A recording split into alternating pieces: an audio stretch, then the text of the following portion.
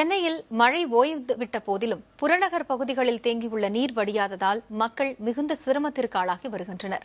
போரூரை அடுத்த மவுலிவாக்கம் பகுதியில் வெள்ளம் வடியாத காரணத்தினால் அங்கு வசிப்போர் நிலைமை கவலை அளிக்கும் விதமாக இருக்கிறது.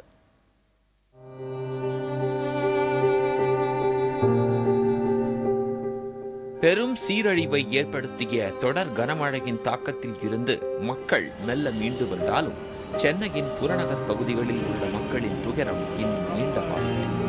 போரூரை அடுத்த மவுலிவாக்கம் பகுதியில் உள்ளது தனலட்சுமி நகர். இங்கு 500க்கும் மேற்பட்ட குடியிருப்புகள் இருக்கின்றன. தொடர் கனமழையினாலும் போரூர் ஏரி நிரம்பி உபரி நீர் ஊருக்குள் புகுந்ததாலும் இந்த பகுதி முழுவதுமே வெள்ளக்காடாக மாறியது.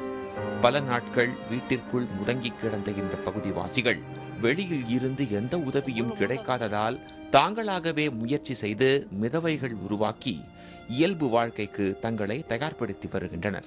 மழை பெஞ்சப்போ கழுத்தளவுக்கு தண்ணி, வேலை முடிச்சு நான் வீட்டுக்கு வரும்போது பயங்கரமா தண்ணி இருந்தது.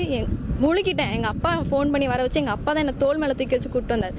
அன்னிலேருந்து நான் இன்னைக்கு தான் வேலைக்கு போறேன். போட் நாங்களே எங்க இருக்கிற தர்மாகோல் கம்பு இதெல்லாம் வச்சு செஞ்சு நாங்களா தான் போய்கிட்டு வந்துட்டு இருக்கோம். ஓரளவு தூரத்துக்கு வரைக்கும் தான் படகுல போக முடியும். அதுக்கு மேல இடுப்பளவு தண்ணில நடந்து போயிட்டு இருக்கேன். நிறைய பாம்பு வருது. எங்களால் நைட்டு போயிட்டு வர முடியல. ரொம்ப கஷ்டப்பட்டுட்டு இருக்கோம். எதுவும் கடைகளில் போய் வாங்கிட்டு வரதுக்கோ கொள்றதுக்கோ எல்லாமே சிரமம் தான். இந்த போட்டில் தான் போகிறோம். போட்டில் தான் வந்து காய்கறி எல்லாம் வாங்கிட்டு வரதுக்கு ரோடும் இங்கே பிளாக் பண்ணிட்டாங்க. அதனால போகவும் முடியல. ரொம்ப சொல்ல முடியாத அளவுக்கு கஷ்டம். இங்கே காலேஜ் போகணும், போட்டில் தான் கொண்டாந்து விடணும். யாராவது வீட்டிலேருந்து யாராவது ஒருத்தவங்க போட்டை கூட்டிகிட்டு என்ன போட்டிலேருந்து விட்டுட்டு அப்படி தான் போகணும். ரொம்ப கஷ்டமாக தான் இருக்குது. பைக்கெல்லாம் ரொம்ப நனைஞ்சு போச்சு. இப்போ என்ன நிலைமையில எப்படி போகிறேன்னே தெரியல.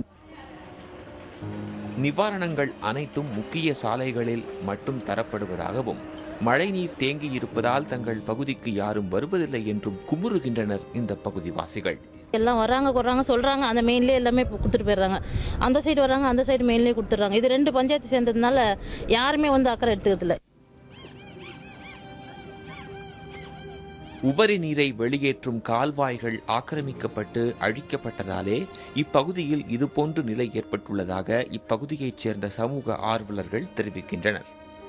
தண்ணி ஓவர்ஃப்ளோ ஆச்சு, ஜாஸ்தி ஆச்சு அப்படின்னா மதனந்தபுரம் வழியாக ஒரு 40 அடி காவா இருந்துச்சு சார். அது அப்படியே போய் மணப்பாக்கம் போய் ஜாயிண்ட் ஆகும். ஆனால் இப்போ அந்த 40 அடி காவா இருக்கிற இடமே தெரியல, ஃபுல்லாக ஆக்கிரமிச்சிட்டாங்க.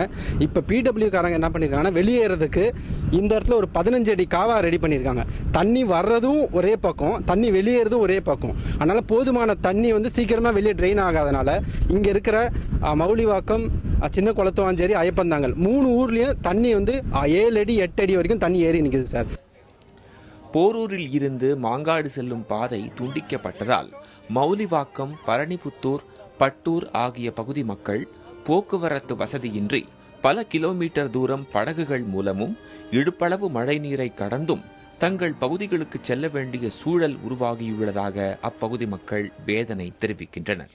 கடந்த 20 நாட்களுக்கு மேலாக தண்ணீரில் தத்தளித்து வரும் மவுலிவாக்கம் தனலட்சுமி நகர் பகுதி மக்களுடைய இயல்பு வாழ்க்கை திரும்புவதற்கு மாவட்ட நிர்வாகம் உரிய நடவடிக்கை எடுக்க வேண்டும் என்பதே இப்பகுதி மக்களுடைய கோரிக்கையாக உள்ளது.